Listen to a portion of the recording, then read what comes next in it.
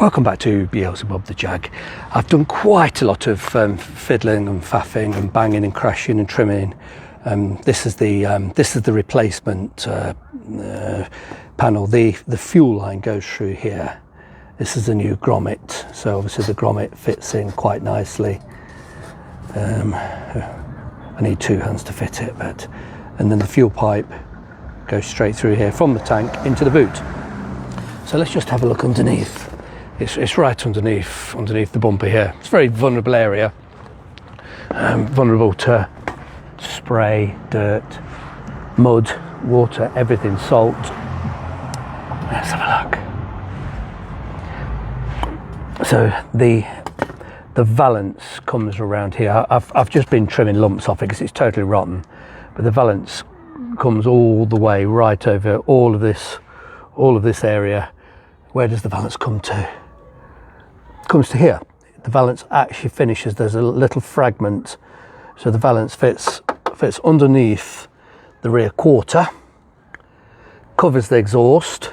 In fact, it has a hole in it just so that the exhaust protrudes, and it covers. Yeah, so you can see it's a heck of a mud trap.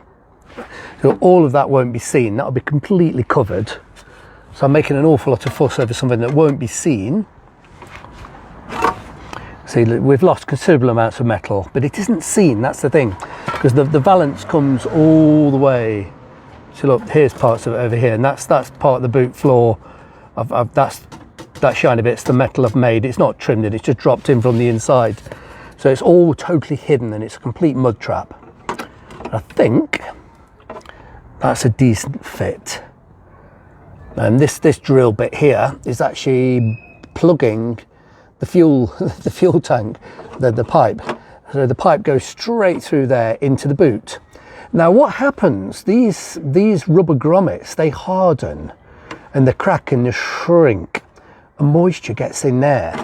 So we've got a fuel line that goes straight through and through here, and it's not a tight fit, so moisture, I suppose it just runs, gets, you know, it's going to run capillary effect. Moisture goes through there, it ends up in the boot. It's got nowhere to go. So that's how come you end up with a rotten boot floor. It's a real shame, but it's just the way these cars are designed. Yeah, of course, this is all completely hidden, and I'm going to mark this and trim it quite soon. I'm not going to bash about with this panel anymore. I can easily knock it and tap it about when the panel's in place. I'll just sort of tack weld it, and I'll just sort of tap it into place. But yeah, that'll be a good permanent repair. And of course, I'll make sure it's well painted, well and truly under sealed, painted, wax oiled, whatever. But once it's covered over, once the new valance, because the valance comes right down here, that'll be never seen again. And you know, if it gets covered in mud and whatever, who's going to know? So I will make sure, you know, I'll take all the valance out, I'll paint it, I'll wax oil it, I'll put the new valance on. And this, like I keep saying, it's totally hidden from view. You've got no idea if it's rotting. So, but yeah, I'm going to trim this now. I'm going to mark it, trim it.